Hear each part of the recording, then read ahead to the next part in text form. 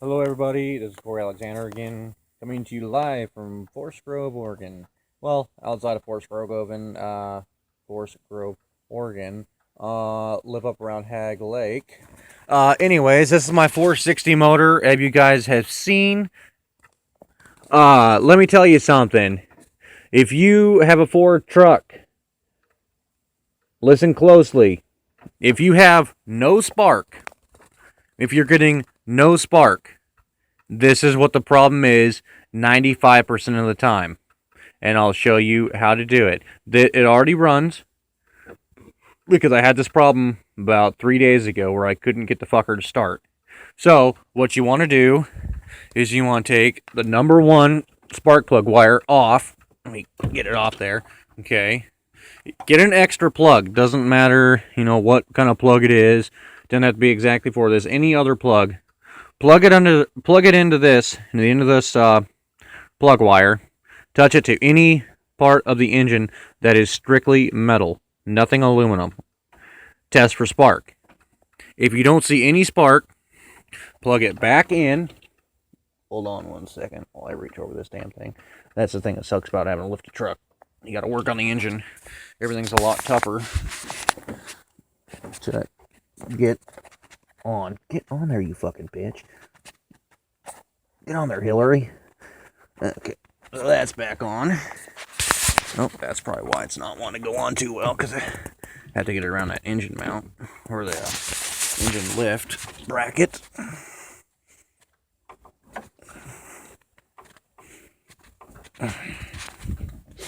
There we go. So, if you have no spark going to the end of the plugs, take off this middle coil wire, put your spark plug in there. If there's no spark there, put it back on, take the wire off where the coil is, right here, this is the coil, take it off over here, check for spark there.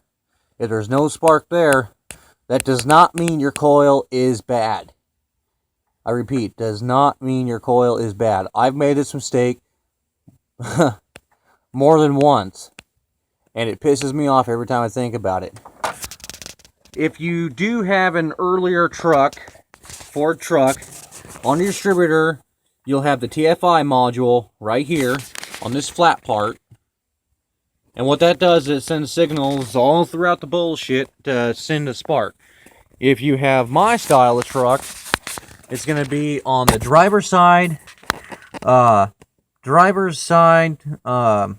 fender, inside fender. As you can see, I got my zip tie there because the bracket here, this heat dissipating bracket, the bolt stripped through it, so I got the zip tie holding it on here and a bolt up here, but it still works. This right here, this guy, is usually what goes bad.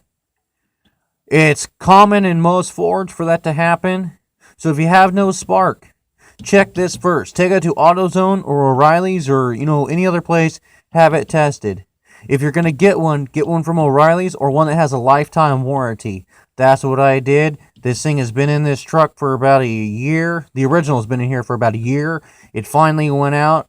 Luckily, I didn't have the receipt, but it was still on file, so I got my replacement, and it is a lifetime replacement. So if you're 20 now and 70 when you still have the truck and it goes out, you still get the free one.